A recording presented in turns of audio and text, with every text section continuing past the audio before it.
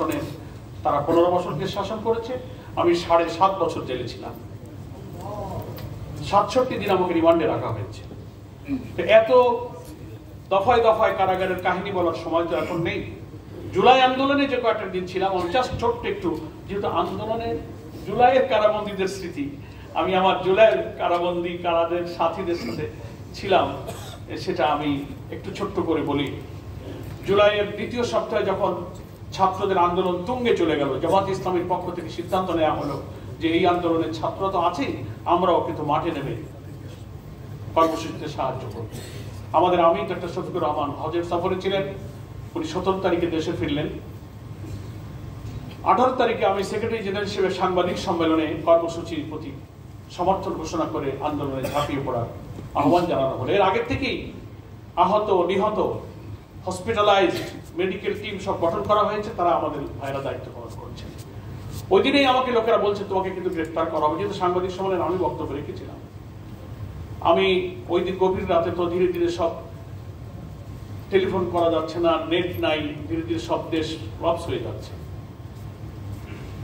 আমাদের আমিরে জামাতের নেতৃত্বে উচ্চ পর্যায়ের বৈঠকে আন্দোলনে যখন দারুণভাবে সক্রিয় ভূমিকা রাখার সিদ্ধান্ত হলো যেদিন, সেদিনেই আমাদের নিজেদেরকে রক্ষা করে আন্দোলন চালিয়ে যেতে হবে, সেই কৌশলে আমরা কিন্তু বিভিন্নভাবে ভূমিকা এবং ময়দানে থাকতে লাগছি।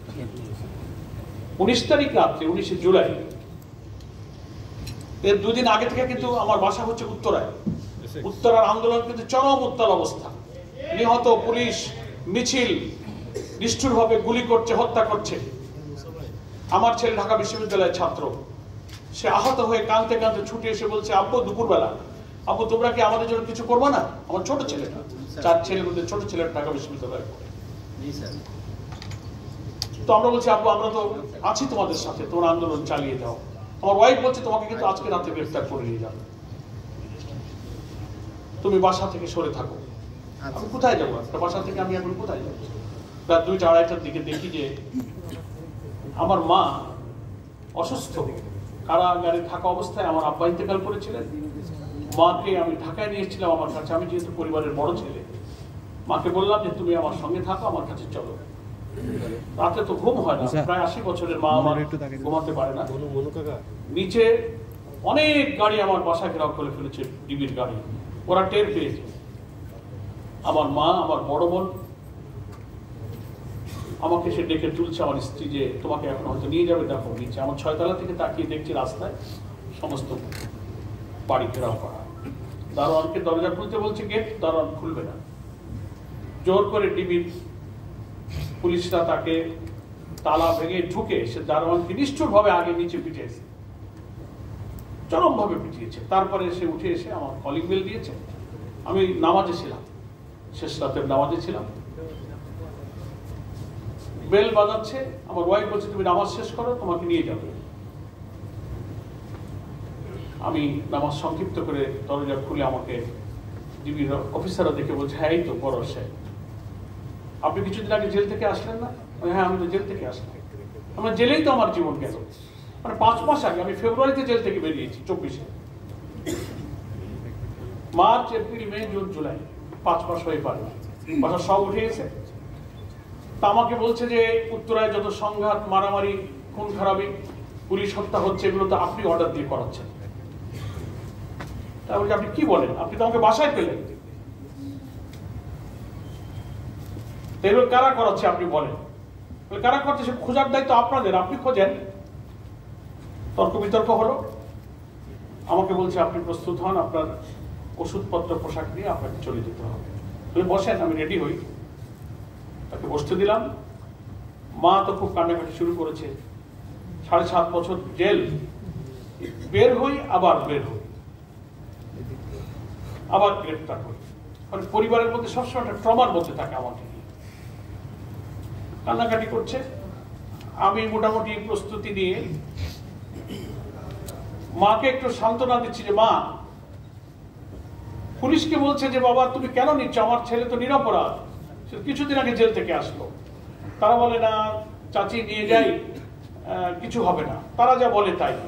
যাই হোক, আমি মাকে জড়িয়ে ধরে কপালে চুমু খেয়ে বলবো যে মা আমি যাচ্ছি, তুমি দোয়া করো, এবার হয়তো বেশি দেরি হবে না, আমি চলে আসবো। এই কথা বলে আমি বেরিয়ে গেছি। মা খুব কান্নাকাটি করেছে, আমার ছেলেকে ধরে নিয়ে যাবে টানা হেঁচড়া করেছে, মোবাইল কেড়ে নিয়েছে, আমাকে নিয়ে চলে গেল ডিবি অফিসে। গভীর রাত 2:30টাতে গিয়ে দেখি নূর, রিজভী ভাই, বিএনপির শীর্ষ নেতৃবৃন্দ, সব দলের নেতৃবৃন্দ, কঠিন অবস্থা। সেসব বর্ণনা রাজনীতির শীর্ষ নেতাদের সাথে পুলিশের বা কারা কর্তৃপক্ষের যে দুর্ব্যবহার, শুধু স্মৃতিচারণ করে আমার কথা নয়, আমি একটু এখানে আইন, সংসদ এবং কি বলে বিচার এবং পার্লামেন্টারি অ্যাফেয়ার্সের মিনিস্টার যেহেতু এখানে আছেন, আমরা যখন জেলে কেটেছি 7.5 বছরের জেল, তো দফায় দফায় কারাবন্দীরা আমাদের কাছে এসে বলতো, স্যার আপনারা জেলে আসলে শুধু কষ্টের কথা বলেন, বেরিয়ে গেলে একটু আমাদের কথা বলবেন, কি কষ্ট নিয়ে আমরা ভিতরে আছি। তাদের স্বাস্থ্য, তাদের মেডিকেল, কারারক্ষীদের দুর্ব্যবহার, এবং সুপার, জেলার এবং সুবেদার নামে একটা ব্যক্তি থাকে সব জেলে, দুর্নীতির পাহাড় তার মধ্যে। টাকা দিলে ভালো জায়গায় থাকতে দেবে, টাকা দিলে ভালো খাইতে দেবে, টাকা দেবে না। আমরা ওয়াদা করে এসেছি যে আমরা যদি বেরোতে পারি, বলে স্যার আপনি এমপি ছিলেন, পার্লামেন্টে কি বলে আইন বদলাবেন, পার্লামেন্টের কপালে যা আছে হবে, যদি বেরোতে পারি তো বলবো। তো এখন আইন আর বিচার সংসদ মন্ত্রী, জেল আর কোর্ট কাছারি যার হাতে, তিনি এখানে বসা আছেন। জেল আপনার হাতে নেই, বিচার তো আছে আপনার হাতে, আপনি বিচার আছেন, আর জেল হচ্ছে হোম মিনিস্ট্রির অধীনে। আমরা বলবো, কিন্তু আপনারা অ্যাডভাইজারি বোর্ডে আছেন, আমি বিং অ্যাডভাইজার, আমি একটা আর্নেস্ট রিকোয়েস্ট করছি, 2 জন অ্যাডভাইজার এখানে আছেন, এটা আপনাদের উপদেষ্টা। আপনারা হয়তো জেল খাটার সৌভাগ্য আপনাদের হয়নি, আমরা দোয়া করি যে আল্লাহ যদি জেলে না নিই, কিন্তু একজন এমপি, একজন মিনিস্টারকে কারাগারে রুলস অফ প্রেসিডেন্সি যে ডিভিশনের সুযোগটুকু দেওয়া হয়েছে, সেই ডিভিশনটাও দেওয়া হয় না। আমরা দেখেছি বহু জায়গায়, বহু সময় জেল গেলেই সুপার আমাদেরকে ডিভিশনে দিয়েছেন। এখন এই আওয়ামী দুঃশাসনের শেষ সময় কোর্টে যেতে হবে, জজ সাহেব দিবে না, হাইকোর্ট অর্ডার দিয়েছে, কারাগারের সুপার সেটা নিয়ে আবার রিটকে চ্যালেঞ্জ করে আপিল বিভাগে আমাদের সেই ডিভিশন ক্যান্সেল করার চেষ্টা করেছে। আজব দেশ, এটা তো আমার অধিকার। আমি বাদ দিলাম, আমি এমপি ছিলাম, কিন্তু সাধারণ মধ্যেরা কি মানুষ না? তারা কি নূরের মতো লোক কি ফাঁসির ছেলে থাকবে? রাজনৈতিক নেতা কি ফাঁসির ছেলে থাকবে? একটা ঘরের মধ্যে বাথরুম, গন্ধ, দুর্গন্ধ, বসা যায় না, পানি নাই, মেডিকেল যে ফ্যাসিলিটিসটা কারাগারগুলোতে আছে, ওষুধপত্র নাই, কোনো পরীক্ষার ব্যবস্থা নাই, পেটে ব্যথা, অস্থির, সেন্সলেস হয়ে যাচ্ছে, শ্বাসকষ্ট, একটা ট্যাবলেট দেবে, ব্লাড টেস্টের অবস্থা নাই, কোনো ডায়াগনোসিসের ব্যবস্থা নাই।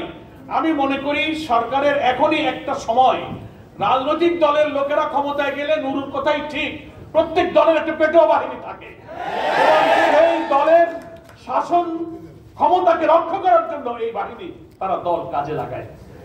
This is the safe time. এটাই অন্তর্বর্তীকালীন সরকারের নিরাপদ সময়, দেশের জন্য, জনগণের জন্য নিরাপদে কারাবন্দীদের জন্য আপনারা কিছু করে যেতে পারবেন।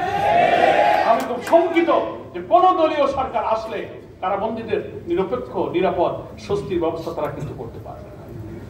এবং সেখানে রিজভির মতো লোক অসুস্থ, হাঁটতে পারে না, তাকে একটা চেয়ার দিবে না।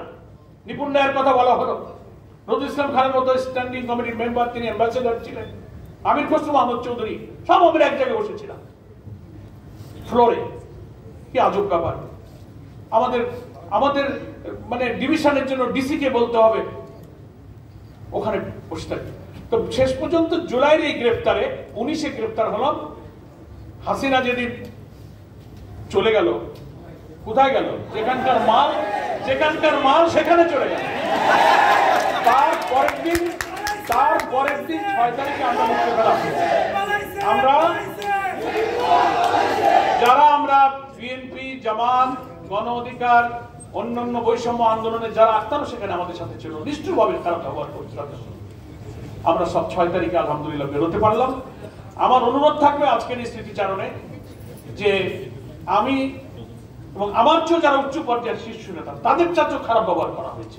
ওই ডিবি অফিসে বিএনপির, আমি নাম বলবো না, আমার চেয়ে বয়সে সিনিয়র কেন্দ্রীয় নেতা, তাকে যেভাবে মারপিট করেছে, আমাকে বলছে পড়ার হয়ে বিএনপি করতে আসছিলাম, আজকে মার খেতে হলো। এটা জানলে আর আমি আন্দোলনে আসতাম না। আপনি জানেন আন্তর্জাতিক বিশ্বে ফুটবলে যে বাংলাদেশকে সম্মানিত সাফ খেলছে আমিনুল, আমাদের ফুটবলার বিএনপি, সে তো জাতির গর্ব, একটা স্টার। তার গায়ে কি করে পুলিশ রিমান্ডে নিয়ে যে নির্যাতন করেছে, কাঁদতে কাঁদতে। নূর শুয়ে আছে, আমিনুল শুয়ে আছে, আমরা গরম পানি দিয়ে মাথায় হাত বুলিয়ে কতটা পারা যায় তাদেরকে একটু সুস্থ এবং সাহস দেওয়ার চেষ্টা করেছি। তাদেরকে দেখে আমরা ওয়ারিড ছিলাম যে আমাদের সাথে কি ব্যবহার করা হয়। চোখটা বেঁধে নিয়ে যায় রিমান্ডে, 20 দিন জেলে থাকলাম, তার 13 দিন রিমান্ডে। কখন কার সাথে দুর্ব্যবহার করবে, কার পা ভেঙে দেবে, কার উপরে টর্চার করবে, আমরা সবসময় একটা টেনশনের মধ্যে থাকতাম। তো আমি ধন্যবাদ জানাই এই মন্ত্রণালয়কে যে আপনাদের শুভবুদ্ধির উদয় হয়েছে। জেল না খেটেও যে আপনারা জেল না খেটে এরকম কারাবন্দীদের কথা শুনলেন, এটা আপনাদের দেশপ্রেম, মজলুম নির্যাতিত মানুষের প্রতি মায়া এবং দয়ারই বহিঃপ্রকাশ। এটাকে একটু বাস্তবে কিছু করে গিয়ে আপনারা ইতিহাসে আপনাদের নামটা যেন স্মরণ করে লেখা থাকে। আপনারা কারা বিধিগুলো পরিবর্তন করার উদ্যোগ নেন। কারা বিধি পরিবর্তন করা প্রয়োজন। দুর্নীতি এবং সুপার জেলাররা বন্দীদের সাথে যে দুর্ব্যবহার অনেক সময় করে, কেস টেবিল নামে একটা জায়গা আছে জেলখানায়, সেখানে নিয়ে ছোটখাটো একটু বন্দী তো মাসের পর মাস, বছরে জেলে যদি কোনো ছোটখাটো ত্রুটি পায়, অথবা তারা হয়তো ঘুষ দেয়নি, একটু চোখ রাঙায় কথা বলেছে, পুরা পিছনে হ্যান্ডকাপ দিয়ে, লাঠি দিয়ে, পায়ের ভিতরে দিয়ে মনে হবে যেন চোর ডাকাত মারতেছে, গড়াচ্ছে আর কাঁদতেছে। আজব ব্যাপার। এমনিসের জেলে মা বাপ সন্তান স্ত্রী ছাড়া কেস টেবিলে ফেলে কান্নাকাটি করছে, আমাদের পা জড়ায় ধরে, স্যার আমাদের কি বলবো, আমরাও তো বলছি। সেই জন্য আমি বলি কারাবিধি সংশোধন করা প্রয়োজন। যার যে অধিকার আইন যাকে তা দিয়েছে, সেজন্য কারাগারে সেটা পায়, সম্মান পায়। বিশেষ করে আমরা যখন ছাত্র জীবনে রাজনীতি করেছি, তখন তো রাজনৈতিক কারণে যারা গ্রেফতার হতো তাদেরকে কারাবন্দী বলা হতো, রাজবন্দী বলা হতো। ডিটেনশনে রাখতো, রাজবন্দী রাখতো, পলিটিক্যাল সিচুয়েশন হলে ডিসি তাদেরকে ছেড়ে দিতে পারতো। কিসের রাজবন্দী? চোর ডাকাত খুনিদের চেয়েও খারাপ অবস্থায় আমরা থাকি। খুনি, বদমাইশ, ধর্ষণকারী, ব্যভিচারী, লুটপাটকারীরা লক্ষ লক্ষ টাকা ওখানে বসে টেলিফোন দিয়ে টাকা আয় করে আর আরামে থাকে। 2টা 3টা রুম নেয়, টেলিফোন নেয়, কম্পিউটার, ইন্টারনেট চালিয়ে। এই দেখেন ঢাকার কেরানীগঞ্জের কারাগারে আপনি যাবেন, আপনি এগুলো পাবেন। সুপাররা টাকা খায়, জেলার টাকা খায়, সুবেদার টাকা খায়। এই জন্য আমি সত্য কথা বলে যেন আমি কারো রোষানলে না পড়ি, আমি মাননীয় উপদেষ্টা মহোদয়কে অন্তত আপনার মিনিস্ট্রিতে যেটুকু কভার করে আপনি তদন্ত করে দেখেন যে কি অবস্থা চলছে কারাগারগুলোতে। কোন ভদ্রলোকেরও জেল খাটার কোনো সুযোগ নেই। আর বড় কথা, আমরা যারা জেল কেটেছি আমরা তো নিরপরাধ, আমরা তো কারো অধিকার নষ্ট করিনি। একটা দুঃশাসনের বিরুদ্ধে আমরা আন্দোলন করেছি, সেই কারণে আমাদের উপরে এত নির্যাতন করা হবে। আলহামদুলিল্লাহ, আমরা যখন শুনলাম যে চলে গেছে 2 বোন দিল্লিতে কারাগারে, নূর বলেছে হ্যাঁ শ্বশুর বাড়ি, আমি বলছি যেখানকার মাল সেখানে চলে গেছে। আমরা কারাগারে কেরানীগঞ্জে তখন 10,000 বন্দী, কি স্লোগান, নারায়ে তাকবীরের আওয়াজ, গোটা জেল অশ্রুসিক্ত হয়ে সেজদায় পড়ে কেঁদেছে, একে অপরে জড়ায় ধরে আমরা কেঁদেছি। আমাদের ডাক্তার আব্দুল মোহাম্মদ তাহের, বিএনপি শীর্ষ নেতৃবৃন্দ, আমরা সব কারাগারে চোখের পানি। এখানে ডক্টর আমাদের মোবারক হোসেন আছেন, তার হার্টে প্রবলেম হয়ে গেল, নিঃশ্বাস নিতে পারে না। এই যে মঞ্জু ভাই আছেন, আক্তার আছেন, আমরা এখানে সব, ওই যে প্রফেসর আমাদের ভাই মাহতাব সাহেব, এই সমস্ত উনাদের মতো লোকের সাথে দুর্ব্যবহার করেছে। সব আমরা কারাগারে ছিলাম। তা আমি বলছি যে আমাদের এই অবস্থার পরিবর্তন হওয়া দরকার। আমার মনে হয় যে মাননীয় উপদেষ্টা জনাব আসিফ নজরুল এই আয়োজন যে করেছেন, নিশ্চয়ই তার মধ্যে আল্লাহ কোনো শুভবুদ্ধির উদয় করে দিয়েছে। আমরা হয়তো কোনো রিলিফ পাবো। আমি চলে যাবো দুনিয়া থেকে, কিন্তু কারাগারের জন্য আপনি কিছু আইন বদলায় গেছেন, কারাবিধি পরিবর্তন করেছেন, সেটা অন্তত ইতিহাসে লেখা থাকবে আপনার নাম। আমি এই আবেদনটা করি এবং আমি একটা কথা বলে বিদায় নিই, মায়ের দোয়া কতগুলো কাজে লাগে।